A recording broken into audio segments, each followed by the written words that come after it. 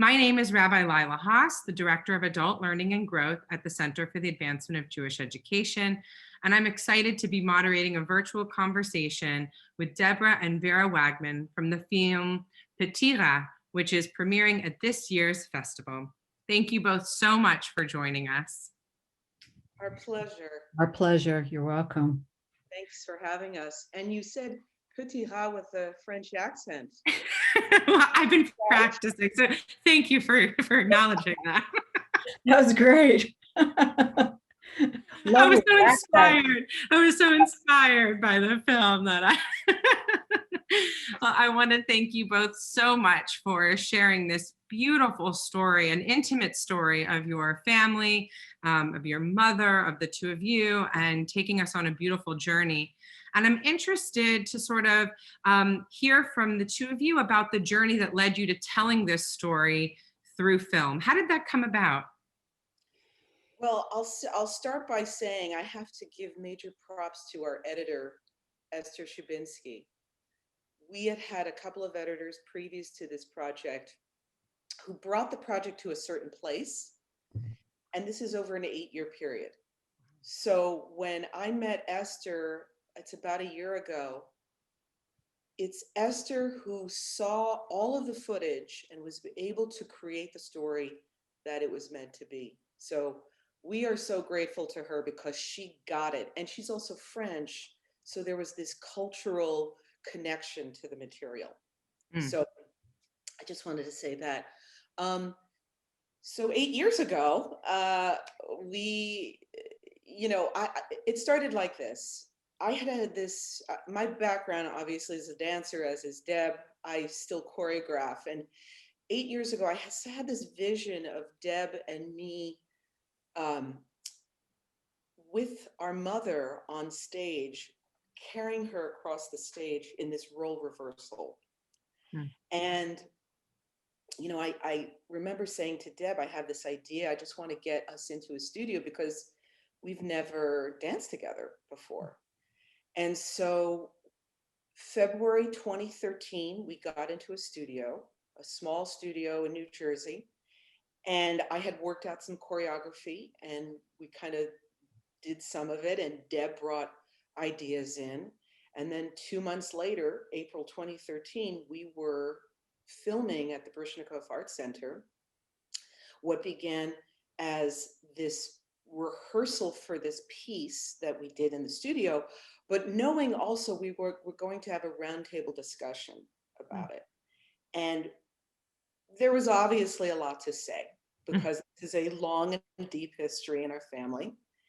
And we knew that this would be a great opportunity to have the conversation.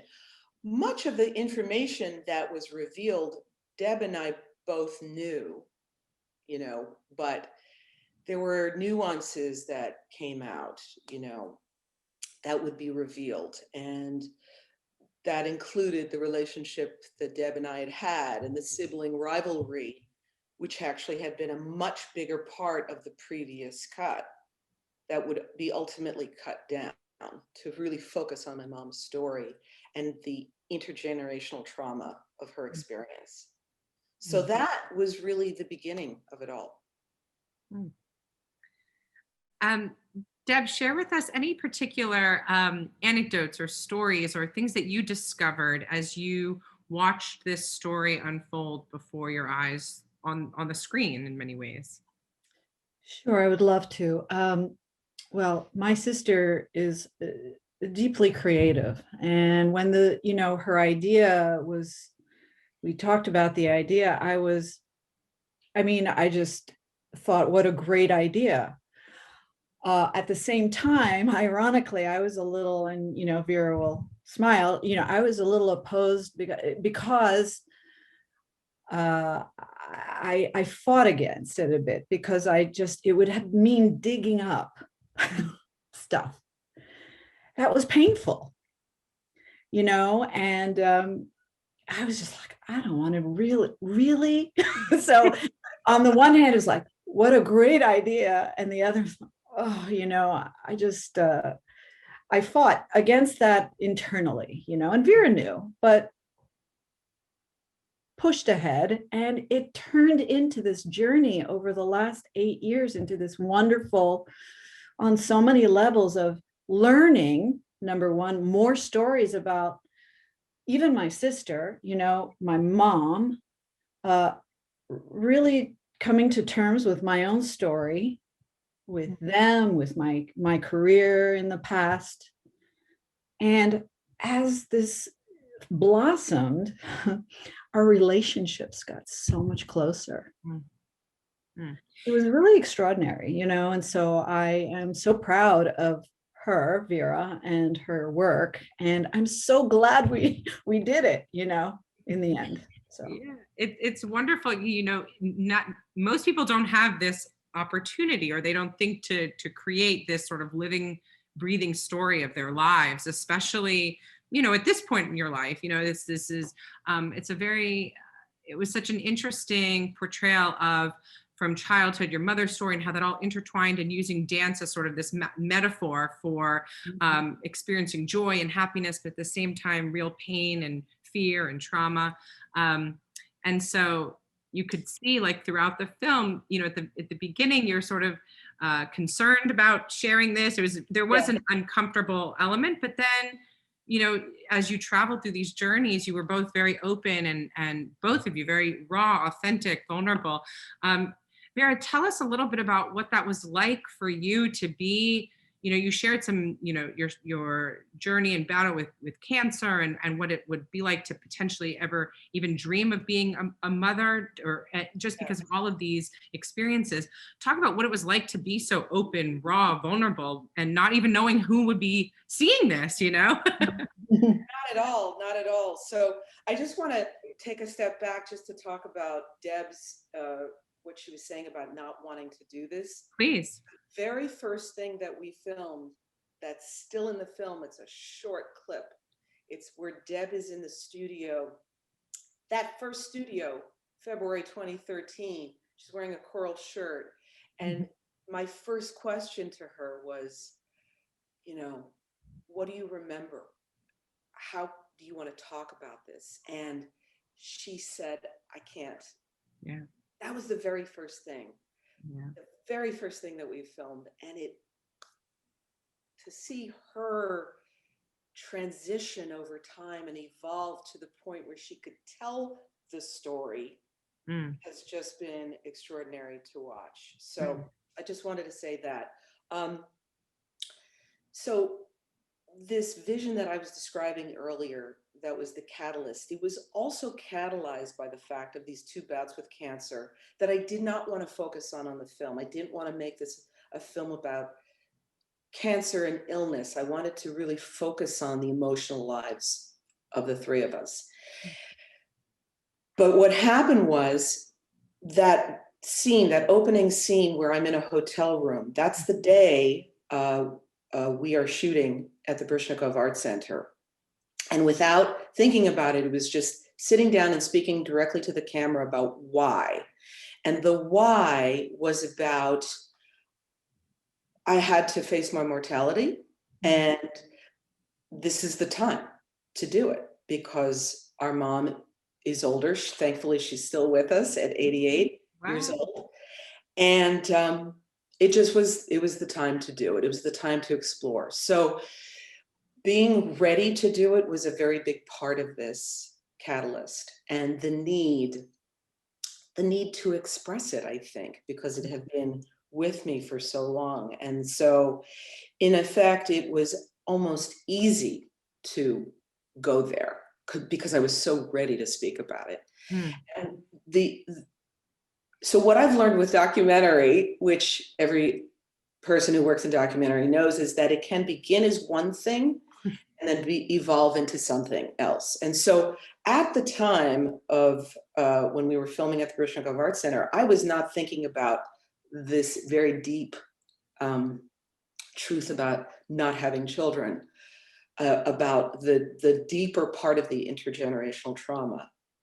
It wasn't until 4 years later, where a lot had happened with the project and the process, that I was ready to say, this is a part of the story.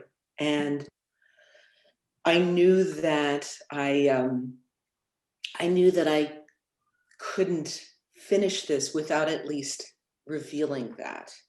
I will say, though, after everything was said and done, and Esther did an extraordinary job of editing this, that I did have this feeling of, should I do this? Should I put this out in the world? Because it's so personal. That was 4 months ago, you know. Oh, wow. Wow. Yeah, after all this time, that moment of truth came to, do I need to reveal this about myself? And then my husband, Russell, who I think we all know now. We know Russell, yes. Russell, said to me that, you know, he asked me a very simple question. He said, will you regret it if you do not do this? And I knew the answer.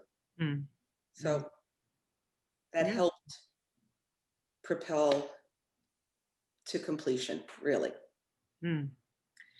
The film provides this really intimate insight into the life of children of Holocaust survivors, and how the trauma, and you've mentioned this, both this intergenerational trauma, but the trauma of your mother's childhood that played such a major role in your lives and manifested in different ways. Why do you think this aspect of your lives was something important to explore with others who might not have, who've never had the experience of being children of survivors? Because obviously it played such a major role in your lives. And why was this something important to focus on? Well, I know Deb has some thoughts about that too. I think there's something about the fact that being a Holocaust survivor, much of the time in our world and in our culture, focuses on survivors who came out of the camps. And if you're not that survivor, then your story is less because you didn't go into a camp. But what a lot of people don't understand, unless they really know the subject matter, is that the idea of being a hidden child brings about a whole other slew of problems that are, you know, somehow passed on without really thinking about it. You know, there's always this fear. There's always a fear about something. And I think as I grew older, I became very aware of that constant fear about something catastrophic possibly happening, when that wasn't the case, you know? So I think it's part of this revealing. The revealing of this story has to do with the knowledge and the understanding that there are other children of hidden children out there who I can imagine have experienced something similar. Beautiful. Deb, please. Well, absolutely, in addition to what Vera is talking about, but you know, I didn't even come to acknowledge the fact that I was the child of a survivor until I actually read a book about it. And we 3 children had been exposed to my mother's story from a very early age. I'll be honest, sometimes ad nauseum, to the point where I, personally speaking for myself, I didn't want to hear about it anymore. But when I read this book about being a child of a survivor, and a survivor, whether it's a camp survivor or a hidden child, it's the same thing. You know, you have these dynamics in the family growing up of fear, like Vera had said, of what could be down the road. And so we grew up with that. And it bled into our personal lives. Mine, I know, you know, for sure. And once I read that book and I could recognize myself in some of the children who spoke about their experiences, you know, I was, wow, oh my gosh, it was like a light bulb, you know. And it's just been a lifelong process of understanding my mother's journey how it affected us, myself, Vera, David, and each one of us, it hit us a little differently, I think, right, Vera? Yeah. Uh, but yeah, so it's still, and watching my mother, her little idiosyncrasies, her fears, they stem from being hidden. There's so much, I mean, I cannot imagine the kind of fear that, these hidden children, families felt. So, yeah. There was a powerful line in the film that said, "My mother was so involved in her story as a survivor that there wasn't room for much else." And you both touched on that a little bit now, but I think for people who haven't had that experience, that is something almost unimaginable to sort of digest what that really means. My mother's story, so all encompassing that there wasn't room for much else. And when you watch the film and you listen to you just want to hug your mother. I mean, the picture Yes. from us watching her, but she has this incredible strength, an inner strength that exudes from her. And when she's describing her relationship with you, she talks about there was love, like you were loved, we loved you so much. And yet there's this dichotomy of this incredible weight that you both felt, this sort of burden of carrying her story with you. And I was wondering if you could have sort of unpack that for us, because it is so heavy. And as we're watching it and watching this relationship, just sort of unpack a little bit about what that means, that there was so much there wasn't room for anything else, but yet from her perspective, she loved so much and there was so much love. And so how do we reconcile all of those feelings and emotions? Yes. Well, the simple answer is that, as we know, many things can happen concurrently. Yes, we were loved and are loved, and we were very well taken care of.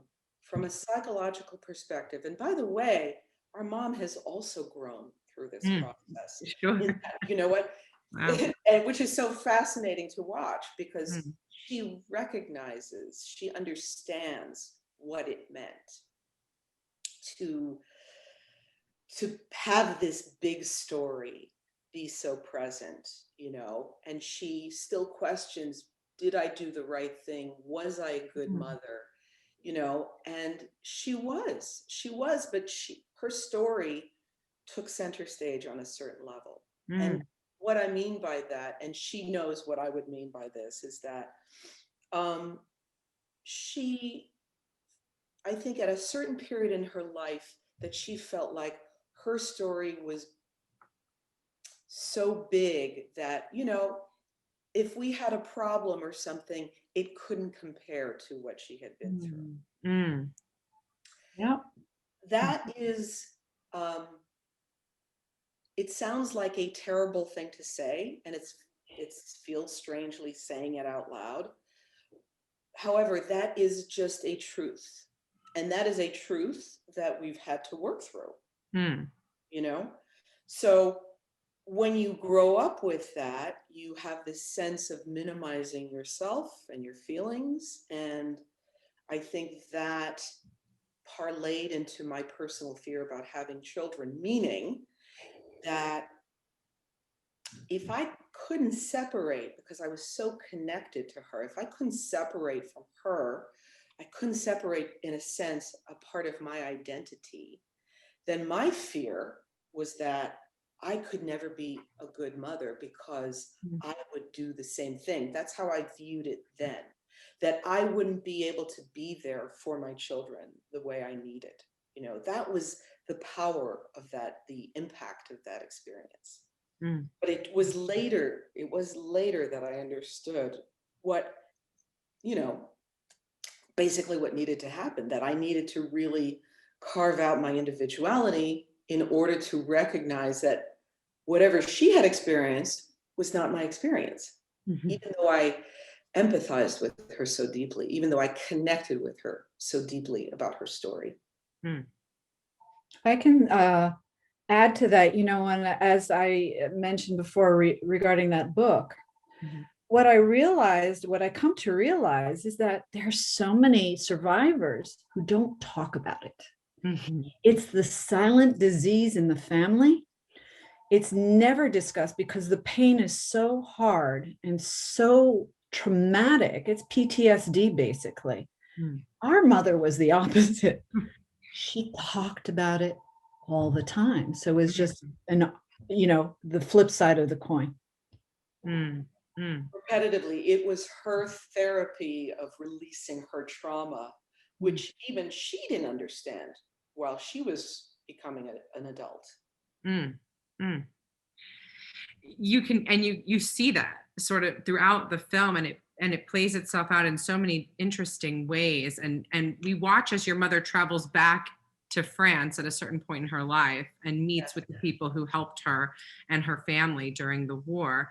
And along the same lines of what we're talking about, I'm wondering what that was like for your mother to sort of to travel back to that space and that time, but also what it was like for you as her daughters watching that footage. And what were you feeling at that time? What sort of came about from that experience? You've always heard the story, and obviously it was, like you said, it was very prevalent in your lives. It was a constant conversation, and then all of a sudden now you're seeing it told through these other people as well. And I'm wondering what that was like for you.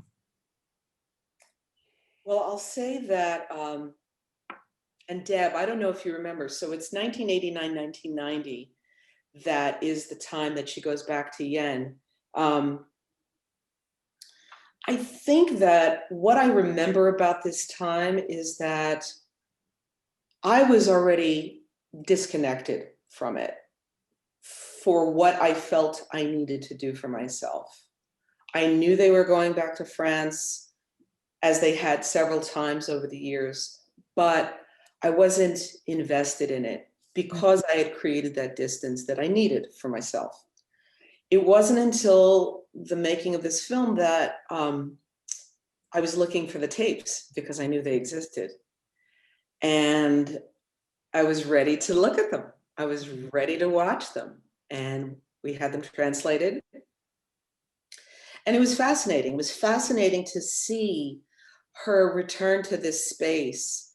And there's a kind of, amidst this tragedy, there's this joviality between her and André Chagnon that was really fascinating to watch. I think it's because they were so happy to see each other. But again, it also speaks to this, we made it, we came out of this together, So yes, there should be this joy in seeing each other again. So watching this footage was just, there was a lot to take in. There's a lot to take in. And again, it was Esther who, with her connection to French culture, because she grew up outside of Yen, that she knows this group in a sense, these are her family as well. So she was able to really pull pieces of the conversation that reflected the most key moments. She was able to provide that objectivity that was very difficult to sift through.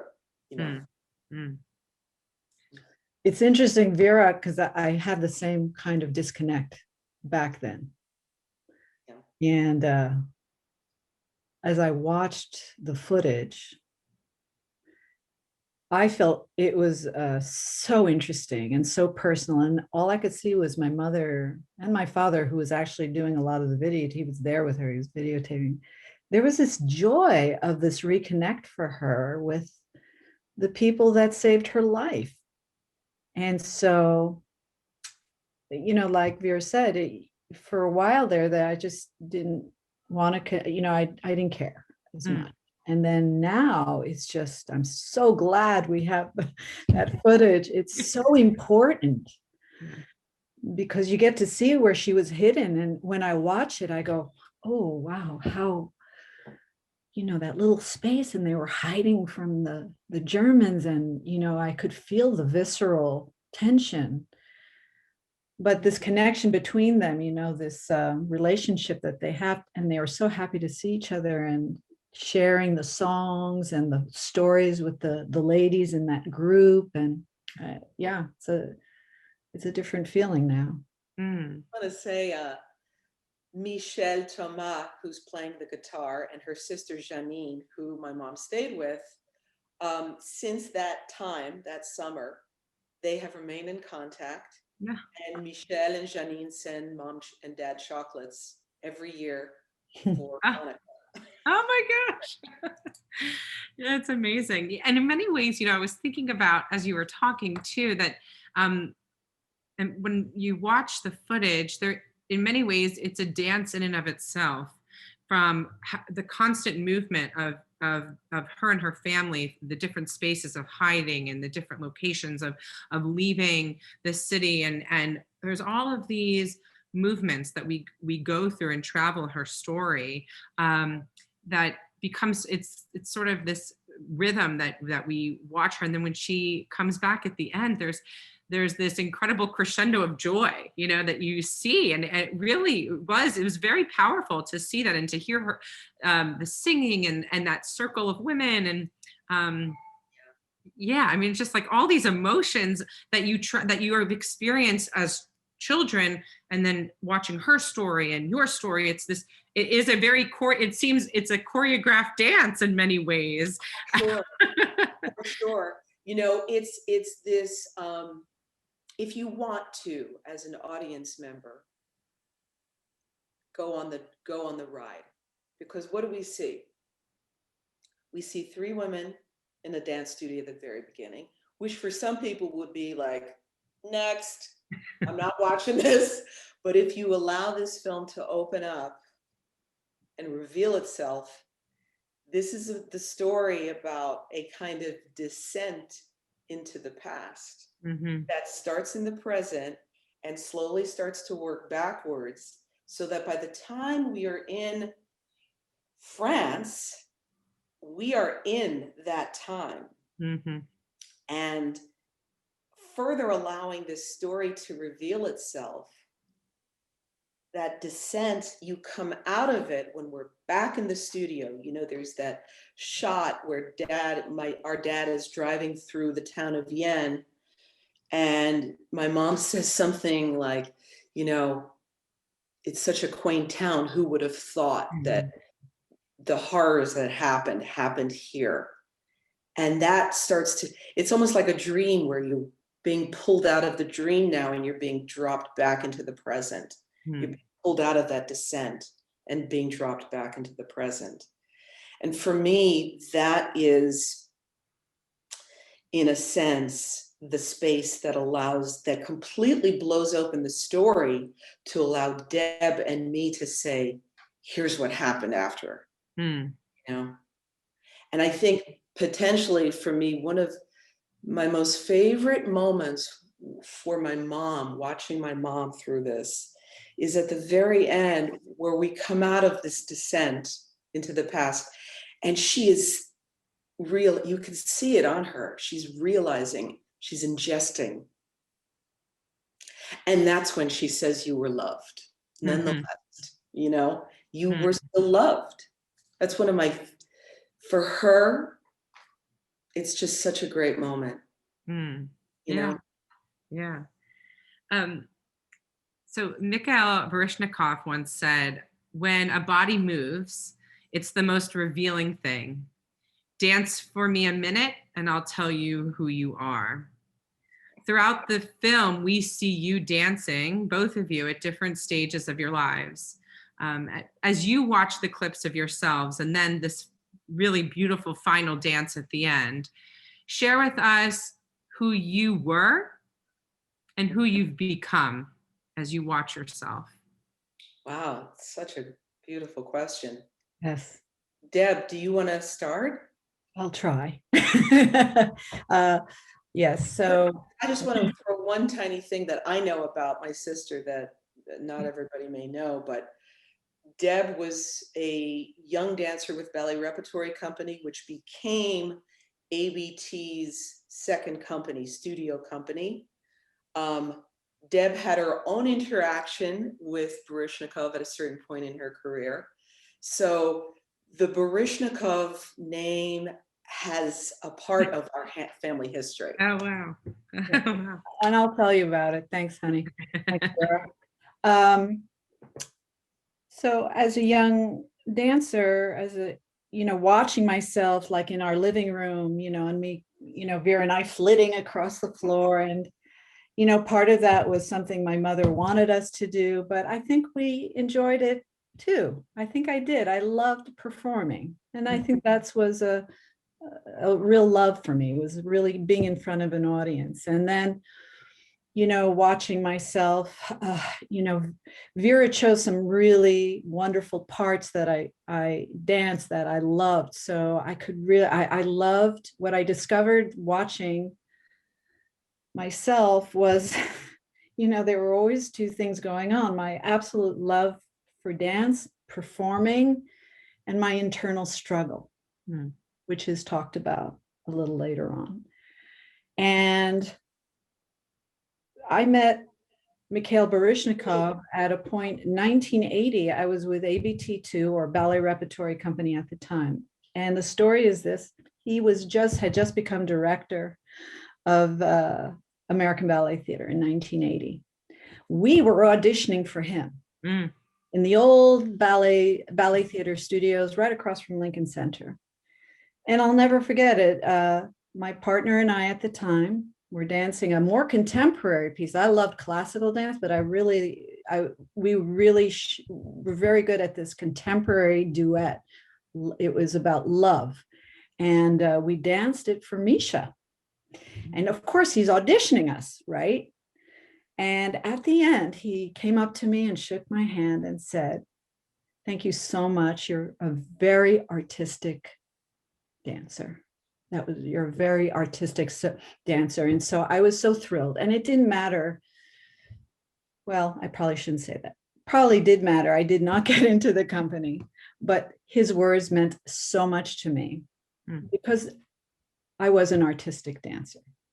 I loved the artistic, the theater part, the expression of it, that kind of movement. It wasn't just technique for me, And as I watched myself grow through my career, it became just more challenging psychologically for me. And I knew I had to stop dancing in order to heal and get better. Otherwise, it wasn't going to be good. And then years later, as mentioned in the film very briefly, I've been dancing on and off my whole life, and so dancing is just fun now.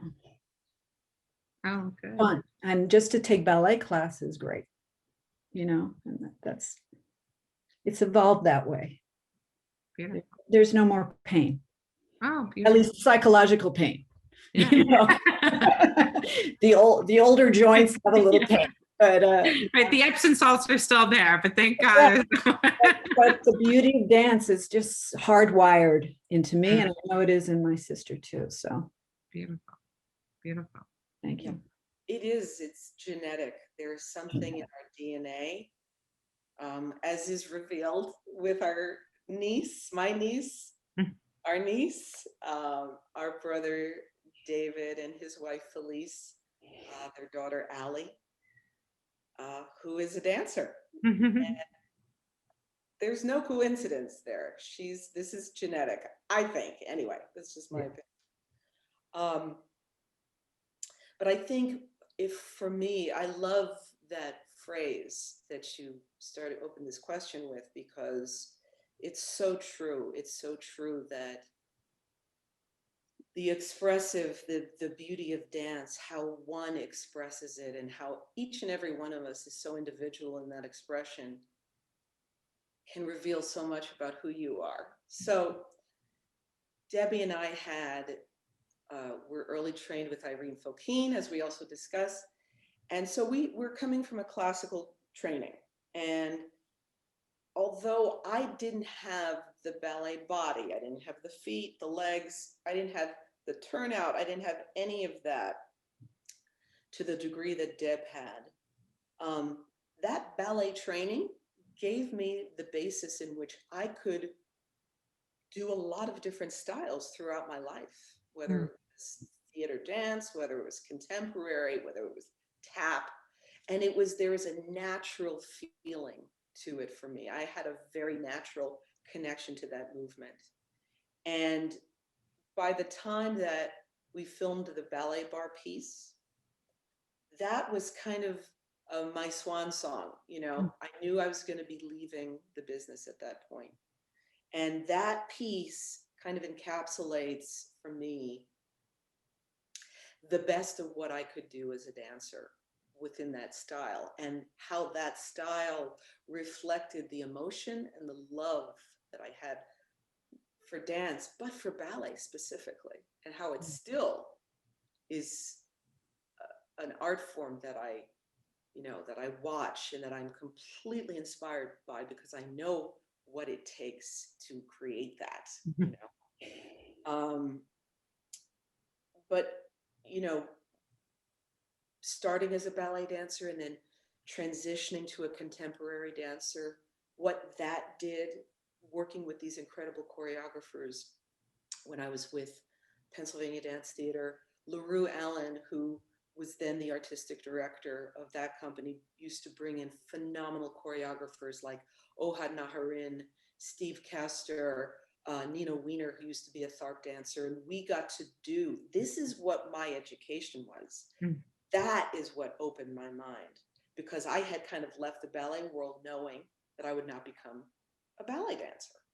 And it was working with these extraordinary people that helped me understand that there was a world beyond ballet, So, and that followed me, that carried me through my life and through my career. We've talked a little bit about how dance has brought joy and a sense of accomplishment, but it's also been a source of pain and fear throughout your lives. But it's been an element that kept you close to one another, but it's also something that drew you apart from each other as well. And yet it still remains a very important part of your lives and your identity. And as we're watching the film, it became sort of evident to me that dance is a fourth character in this story. There's you two as sisters and your mother, and then dance is its own character. And I'm wondering if dance could speak, what do you imagine it would say about the role it's played in your lives with your mother? What would it say?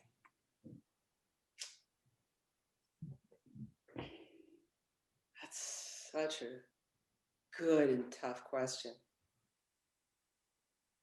I think that it would say, this is what I do. That I am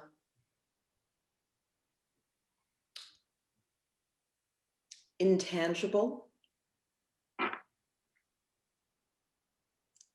that I am a spirit, a form of art that can flow through someone and give them the ability to speak, because that's what the body does. The body speaks through dance. The heart, the mind speaks through dance.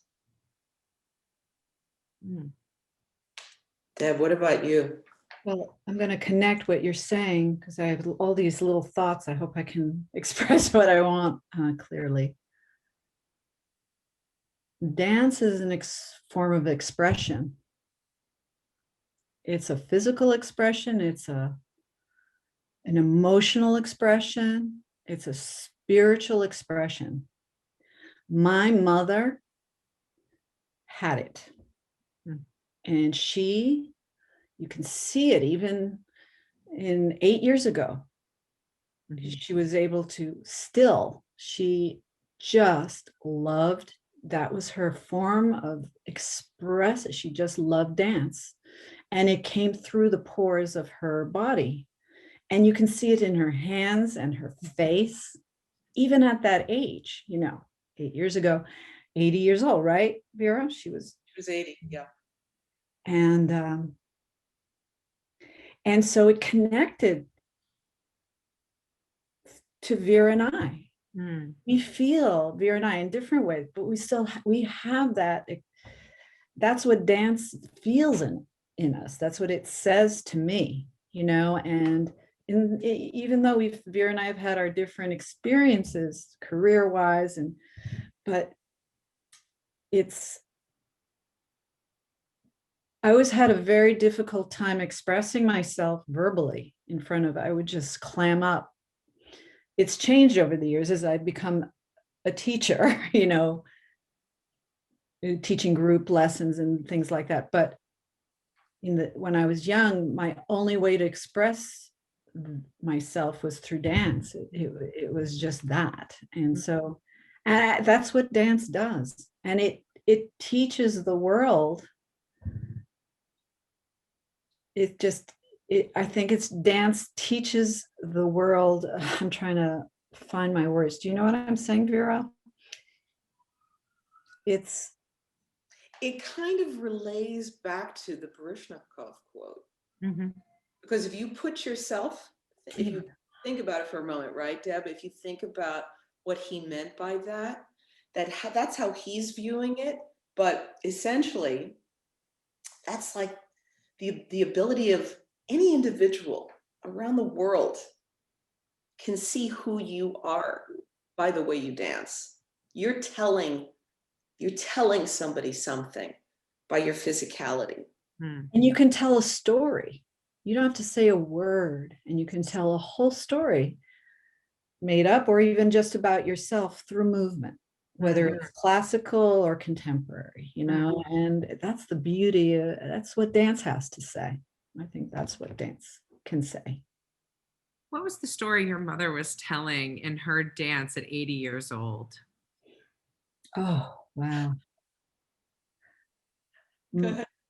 My mother, I know, was thrilled. I mean, here she is with her two daughters at 80, and she's still kicking her heels. Really. And because when she says, previously you were always loved, we were always loved no matter what happened.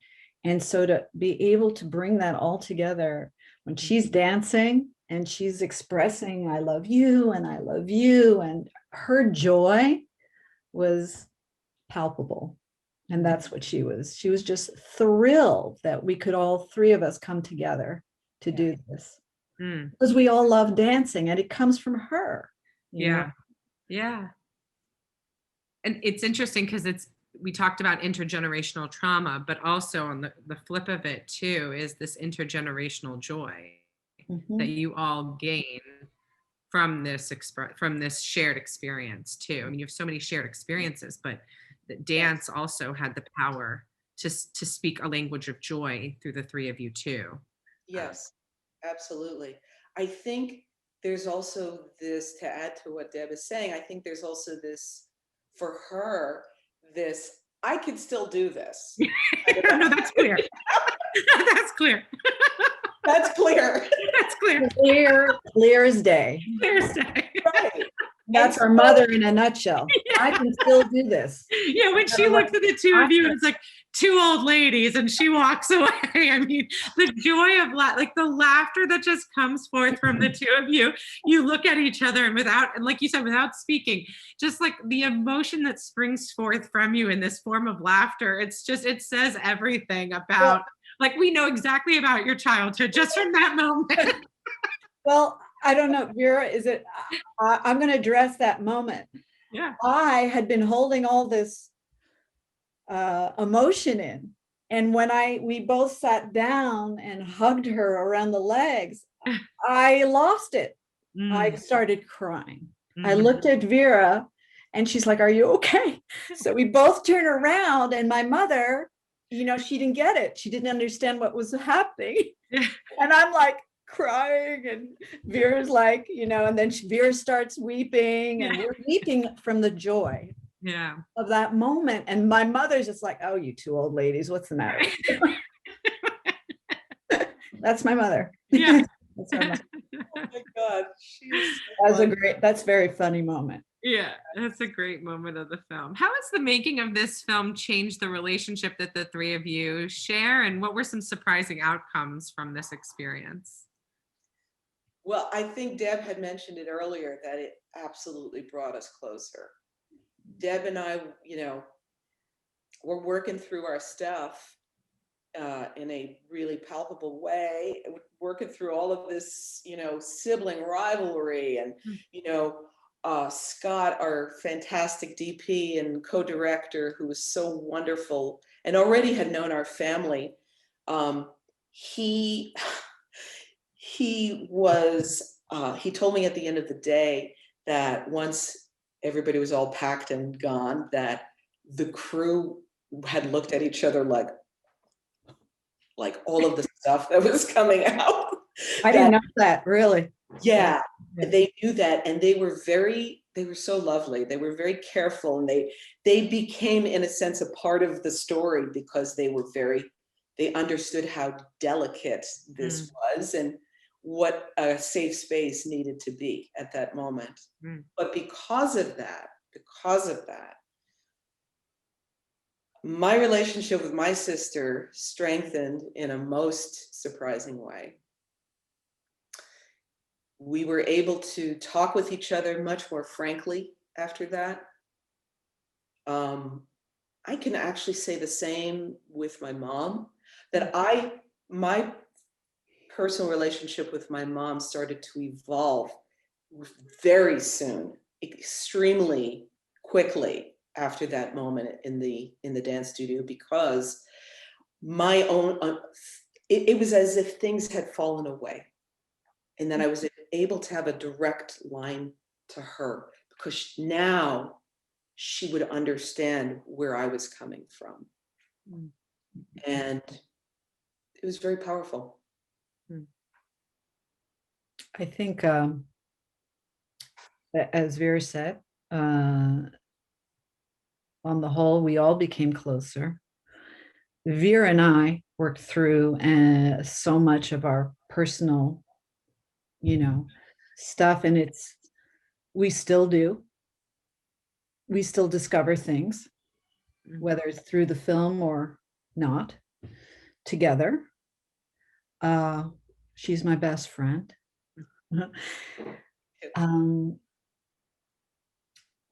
My relationship with my mother changed. I think I had a big chip on my shoulder for quite a while. And then I had children. I have two sons. Once I had children, I was able to say, oh, wow, I get it. I get what there's three of us siblings. I get how difficult. You've got two different boys. I have two very different. And how do you juggle all that? And you're trying to work and you're trying to do this and that. And so on a certain level, that chip started falling away. And I could, on another level, I started understanding her, where she was. You can't be everything to everybody, and you do the best you can. And then through the film, just with time over these last 8 years, it's just my mom and I can just talk about so many different things, and just be really honest with each other. Beautiful. Beautiful. So I read a quote about dance from Martha Graham, and it says, dance is the hidden language of the soul. And I want to thank both of you and your mom and your entire team for sharing such soulful words and soulful expression with us through this film. And also today,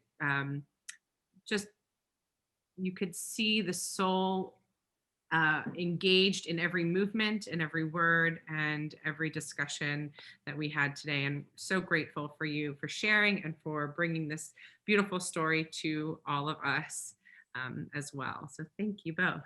Thank you so much for having us. Thank you. Thank you. We really appreciate this. And Rabbi, your questions are so powerful and so meaningful. Thank you. Thank you. Thank you. And thank you to all of you who are joining us today. And thank you to our members, our sponsors, community partners, volunteers, and all of you film lovers.